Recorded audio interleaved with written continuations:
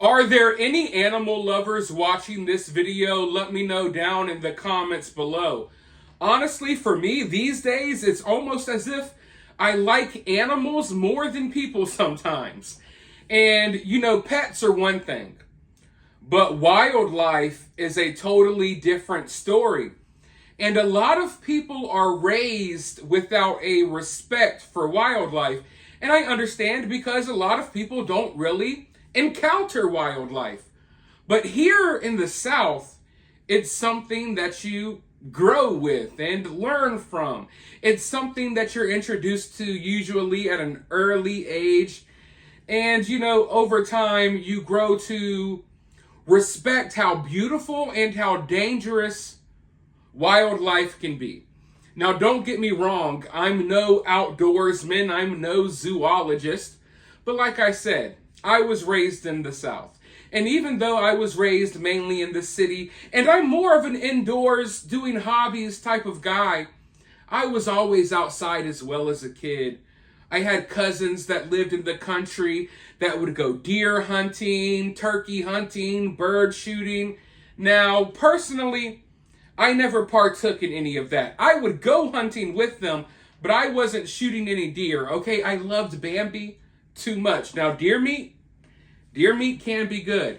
But as far as like killing animals and hunting, that was never my thing. But I liked being out in the wilderness sometimes. I've swam in ponds and lakes with alligators in them. Literally looking like, oh, look, it's an alligator over there while we're swimming and frolicking around like dumb kids. I've killed rattlesnakes. I've been chased by wild boars on a four-wheeler. So I've dealt with those, things. And throughout time, you grow this respect. Because wildlife can be interesting and beautiful, but it's also, it's still, how can I explain it? It's unpredictable, right? You never really know. And some of these creatures, some of these animals out here, they have this tremendous amount of power and strength. And I just find that so fascinating.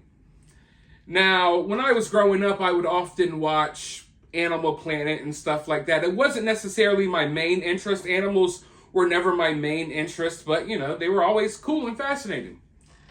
But one person who I think really showed the world about all of these animals was Steve Irwin. And I don't think enough people learned from Steve Irwin's death. Because, Steve Irwin would go out here and wrestle crocodiles. He would go do the craziest things. But in the long run, he was killed by a stingray? Something you never would have expected. Probably one of the least dangerous animals that this dude dealt with. But I felt like that should have been a learning experience for a lot of people. That you have to respect Mother Nature. You have to respect wildlife. Even the creatures that you think, oh, it's just this little manta ray. You never know. You just got to be really careful. And even someone like Steve Irwin, who's trained and lived his life doing this, fell victim. Well, now, earlier this week, there were a lot of tourists out on a safari. Riding around in the middle of the safari, looking at lions, wild zebra, elephants, you name it. And often when I see people go on these little trips, I wonder, how many of you all were actually raised with a respect for wildlife? Because honestly, most of the people who probably can afford to go to a foreign country and go on a safari looking at freaking animals in the African freaking Sahara or whatever the hell you want to call it, most of those people probably weren't raised in a way where they were exposed to a lot of wildlife growing up. I would think most of those people were probably born with a silver spoon in their mouth. Now, I could be totally wrong, right? But I think that if you have a certain respect for nature and animals and how dangerous they can be, no matter how beautiful and majestic they are, you would probably think twice before even going on one of these safaris. But it's a very popular thing for people to do. And this week, people were out on another safari and everything was going smoothly until their little Jeep was chased down by an elephant. Now, elephants, sometimes they do what you call a false charge. They'll charge at you, or they'll charge at your vehicle, they'll charge at another animal, basically to intimidate them, scare them off, but they don't necessarily have the intentions of attacking. Well, this week, I think there was an elephant that had the intentions of attacking, and it did just that. It actually attacked the little safari Jeep, and now a woman is dead because of it. Uh-oh, coming fast.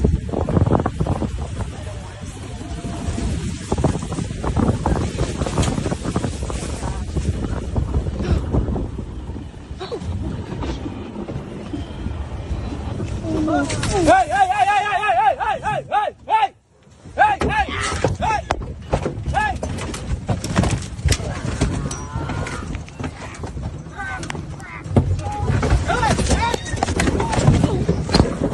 Now, everyone else involved in this incident were able to walk away with minor injuries. One woman had major injuries. She was an 80-year-old woman who was airlifted, I believe, to the hospital and then died. It's extremely sad to me because, she's an 80-year-old woman, probably marking something off her bucket list. She has lived a full life. Think about that. You live this full life. And I don't want to say when you're near the end, but when you're 80, your best years are probably behind you, okay?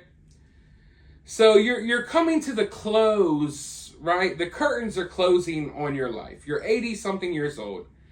And this bucket list thing that you want to do, you want to go see these animals, in Africa. You want to go on this safari, right? And then tragically enough, in the process, you're killed. Now, if I was someone who's 80-something years old, maybe this is the way to go out. Now your grandchildren have a story. Oh, Granny went out because she got killed by a giant elephant. And I'm not trying to laugh about the situation. I'm trying to add a little bit of light to the scary situation. But I think that this is just another example. And we see these examples, it feels like, a few times a year. It was just a couple of weeks ago that those zookeepers got trapped in the gorilla cage. Remember that? The gorilla enclosure? That was very scary as well. I think that's probably even more scary than being chased by an elephant. But then again, I've never been in either one of those situations. So I'm definitely not blaming the elephant in this case. What happened here is, as they were driving, trying to get away from the elephant, basically the road kind of ran out. And the car kind of had nowhere to go. It would just be driving through brushes and into trees and bushes. So they kind of were stuck, and that's when their vehicle got attacked. But one thing I have learned about animals, and I'm not saying this is necessarily the case with this safari, animals react to you and your emotions. Often animals will match your energy, right? Which is one of the reasons why I'm so good with dogs. I'm capable of being this goofy, bubbly, joking around person, but I'm also someone who is very calm. I have a certain calmness about me, and even though I can be hot-headed at times, if you get me to that point, I also have a very level-headedness about me. And because of, I guess, the aura that I give off, I usually do well with a lot of animals. I even people who have dogs who are really protective and they bark and want to attack anyone else, they never have a problem with me. I've always been, really kind of been able to bring my energy levels down, in order for animals to match that energy. Because if you're in a situation with a wild animal or even a pet, and you got this anxiety, and you got this fear, and you got all of these emotions running through you, those emotions can be felt by these animals. Now, obviously, I've never been on a safari, and I don't know how this situation played out before the camera started rolling. But sometimes I wonder if the animals out here, even for just a brief second, when this Jeep comes rolling by as they're living their life, can they sense the energies sometimes of the people on board of those vehicles?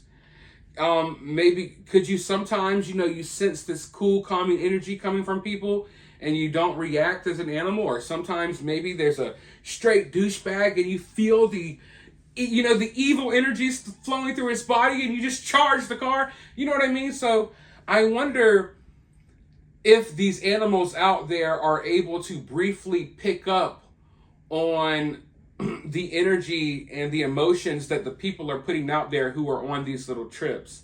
I don't know if that's the case at all. It's just something I've wondered about.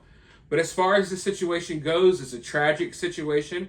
I'm sure more people will be back on the safari tomorrow because for some odd reason, we've existed. The human race has existed for a long time, right?